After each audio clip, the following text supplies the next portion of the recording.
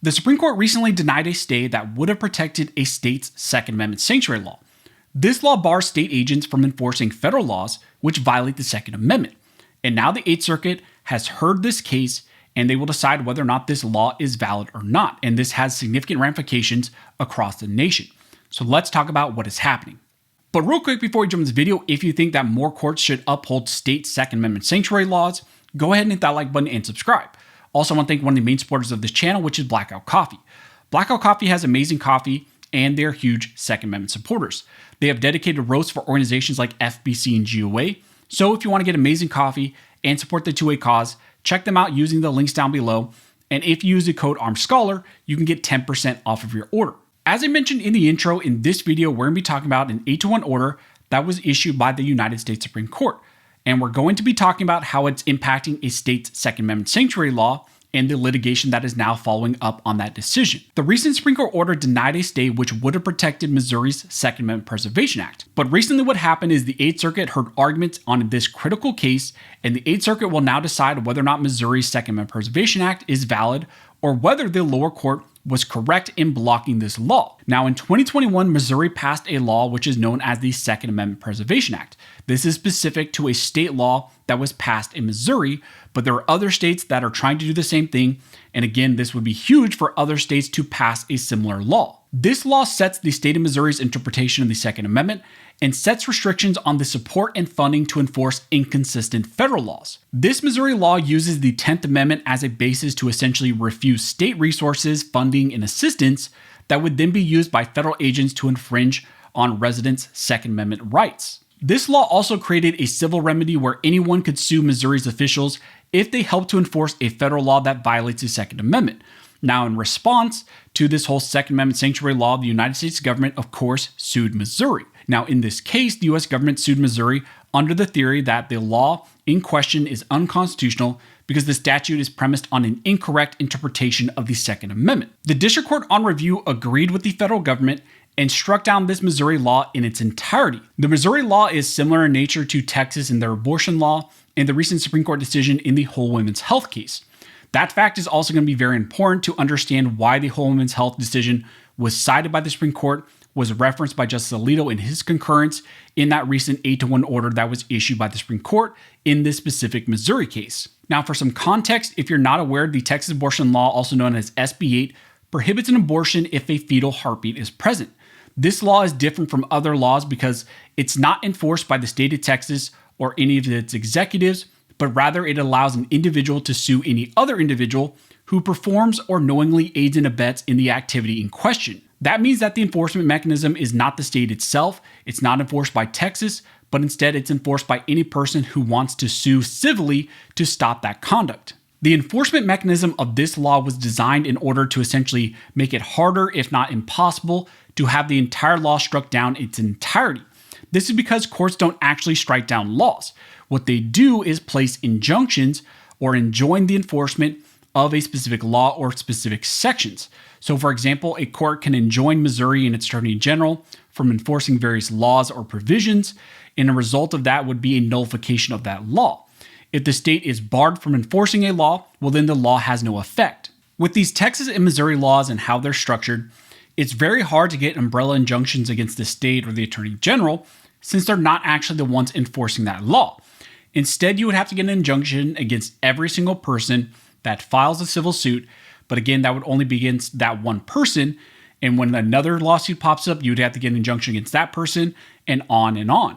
Now, with the Texas SB 8 issue, that eventually made its way up to the United States Supreme Court in a case called Whole Women's Health versus Jackson. The Supreme Court found that since Texas and that law is not enforced by the state or its agents, well then you cannot seek these pre-enforcement injunctions against those individuals. It also didn't apply to the judges and clerks that were involved in enforcing SB 8, or at least trying to do the lawsuits or help file the civil suits that are brought. Instead, again, you would have to get an injunction against each and every private citizen who files a lawsuit.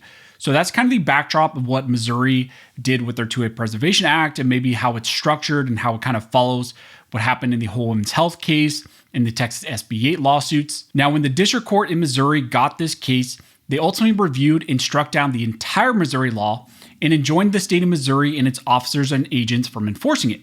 But again, like we mentioned, The state and its officers and agents are not actually the ones enforcing this law. It's the people who do. The state of Missouri then appealed that decision up to the 8th Circuit Court of Appeals and asked for a stay to be put on that lower court decision. However, the 8th Circuit Merits Panel denied that stay request, and then that led Missouri to file an emergency application up to the United States Supreme Court, and they were asking for the Supreme Court to grant a stay on that lower court decision. And we got an order from the Supreme Court, and it was an 8-1 order denying that stay. The order from the Supreme Court states that the application for stay presented to Justice Kavanaugh and by him referred to the court is denied. Justice Thomas would grant the stay application. So only Justice Thomas would have granted that stay that Missouri wanted. Now, there were statements from Justice Gorsuch and Alito, and in their statements they said that with the understanding that the district court prohibited only implementation and enforcement of HB 85 by the state of Missouri and its officers, agents, and employees, and any others in active concert with such individuals, I agree with the denial of the application for a stay under the present circumstances.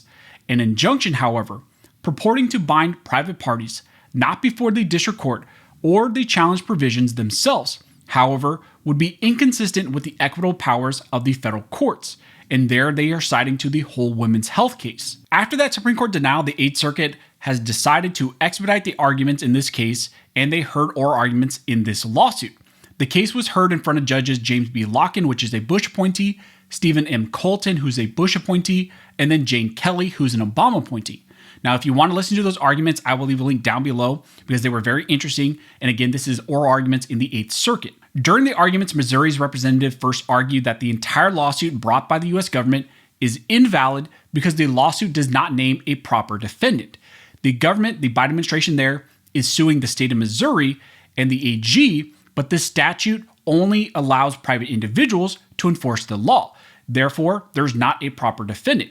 You're suing the Attorney General in the state of Missouri, but again, they're not enforcing this law. Therefore, they say that there is no proper defendant in this case and that the case should have been thrown out. They also pointed out during these arguments that what the federal government is asking for is not really a true type of relief. They're not asking for any protection for themselves.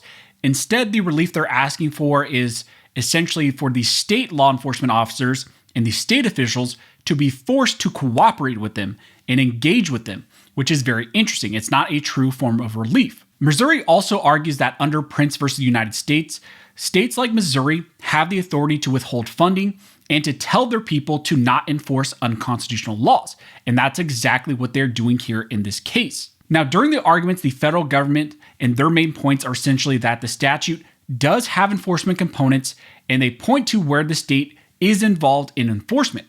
The U.S. government conceded that under Prince and the 10th Amendment, a state can withhold funding and support from the federal government, but they claim they can get around that essentially because this law is in fact more operative in nature. They claim the enforcement is not left just to private actions.